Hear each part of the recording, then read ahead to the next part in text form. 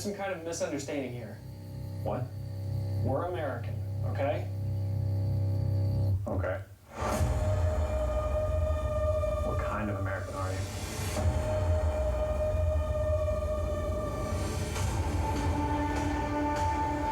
You don't know?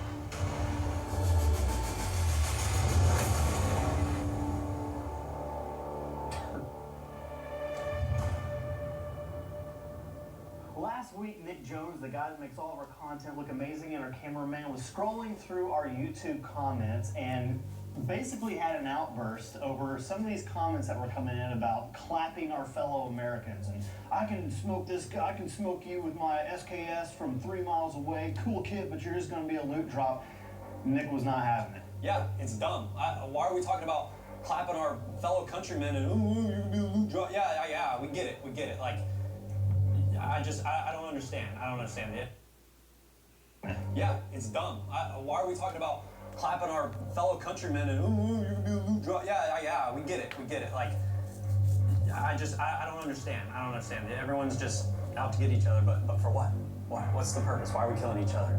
So for me, those comments don't bother me too much because algorithm. But the very next day, I saw a video on YouTube pop up that was a former SEAL talking about how his end of the world or his collapse plan was to use his skills to steal and scavenge and take from other people to supply himself and his own family.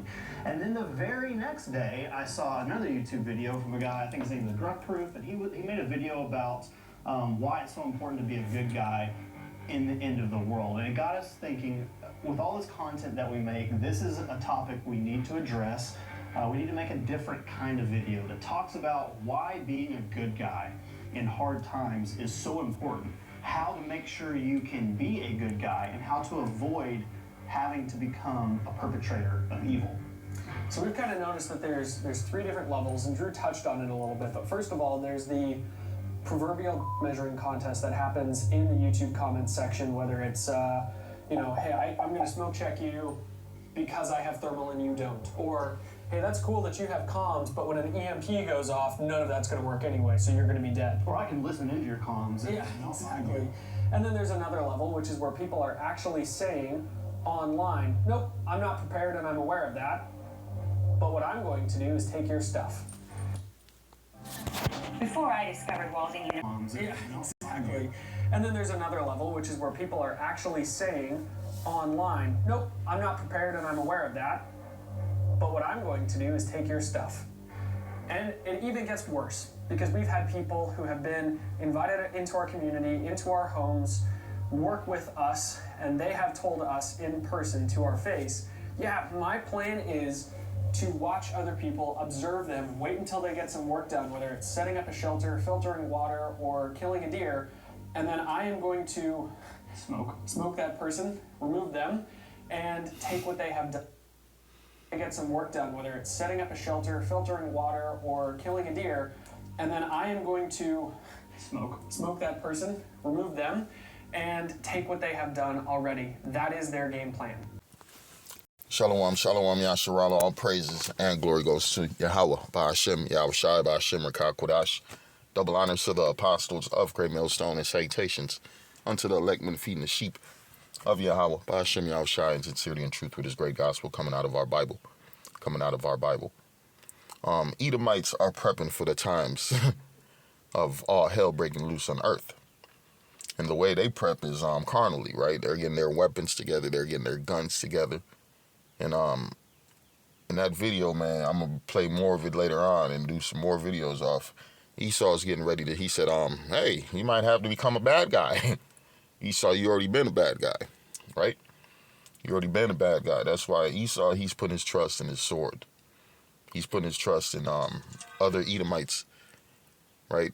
He also talked about how they had groups of Edomites together and they had to filter some of these people up.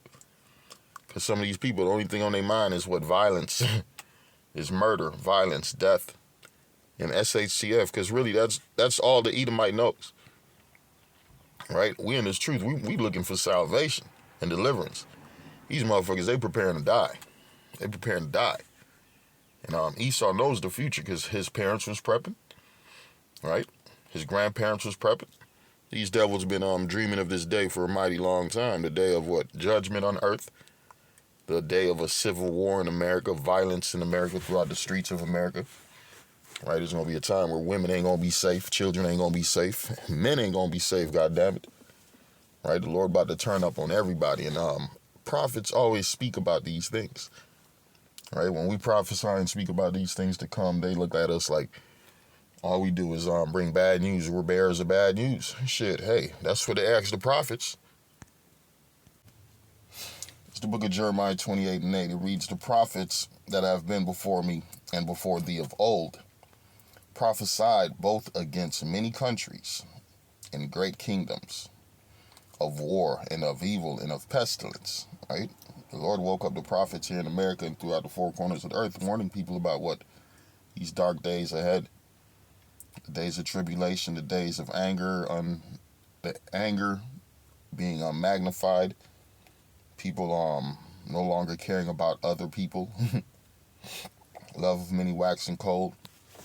Mass freaking death on earth. Right? That's what's coming. Mass freaking death on earth. The prophets that have been before me and before thee of old prophesied both against many countries and great kingdoms, of war and of evil and of pestilence. And that's what's coming right now. Evils and pestilence and death and destruction. People get upset because that's the only news that the Lord really has to give you, motherfuckers. Right? The good news, the gospel, is for the elect of Israel. Right? The bad news is for everybody else. Everybody else. 1 Samuel 16:4. And Samuel did that which the Lord spake, and came to Bethlehem, and the elders of the town trembled at his coming, and said, comest thou peaceably? Right? When the prophets came, they wanted to know, man, did the prophets come with good news or bad news? What is the prophets doing here? Because who are the prophets? They're the servants of the Lord. I'm going to read the book of Luke 1, and let's start at 68. It says, blessed is Yahweh, the power of Israel, right? Not the power of everybody on earth. Because the Lord's only going to help Israel, right? The Lord's only here to deliver the elect of Israel. The Lord only loves Israel. Blessed be the power of Israel. The Lord only gave the laws to the Israelites. For he hath visited and redeemed his people, and have raised up an horn of salvation for us in the house of his servant David. As he spake by the mouth of his holy prophets, which have been since the world began. How did the Lord speak? By the mouth of his holy prophets. So they asked the prophet. Let's go back. 1 Samuel 16:4. And Samuel did that which the Lord spake, right? Because he spake by the mouth of his holy prophets, and came to Bethlehem. And the elders of the town trembled at his coming, and said, comest thou peaceably? And he said, peaceably, I am come to sacrifice unto the Lord. Sanctify yourselves, and come with me to the sacrifice. And he sanctified Jesse and his sons, and called them to the sacrifice. Right? The Lord is calling us to a sacrifice right now. Right? The Lord is calling us to a sacrifice right now. This is the book of Isaiah 34:6. The sword of the Lord is filled with blood. It is made fat with the fatness and with the blood of lambs and goats, with the fat of kidneys of rams. For the Lord have a sacrifice in Basra, and a great slaughter in the land of Idumea, right? The Lord is telling you, wake up. It's about to be a sacrifice in Basra, in the land of Idumea. And anybody join unto Idumea, which is Esau, Edom. Another word is saying Esau, Edom, the Greek way, right? If you're holding on to this man, you're going to be sacrificed too. You're going to die too, right? The trumpets is being blown. It says, blow ye the trumpet in Zion. It's the book of Joel 2:1. It reads, blow ye the trumpet in Zion, and sound an alarm in my holy mountain. Let all the inhabitants of the land tremble, for the day of the Lord cometh, for it is nigh and at hand. Yeah, the day of the Lord's visitation upon wicked men of this world. Before the Lord sets up the kingdom of heaven, wicked men of this society has to be purged, has to be destroyed, has to be killed, because they serve no fucking purpose. They serve no purpose, man. Really, they're a degradation to this place.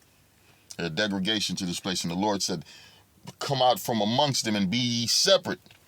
And be ye separate, right? We're sanctifying ourselves in Yahweh Hashem Yahushai, man. That is where we're finding a hiding place, a covering, a place of safety, right?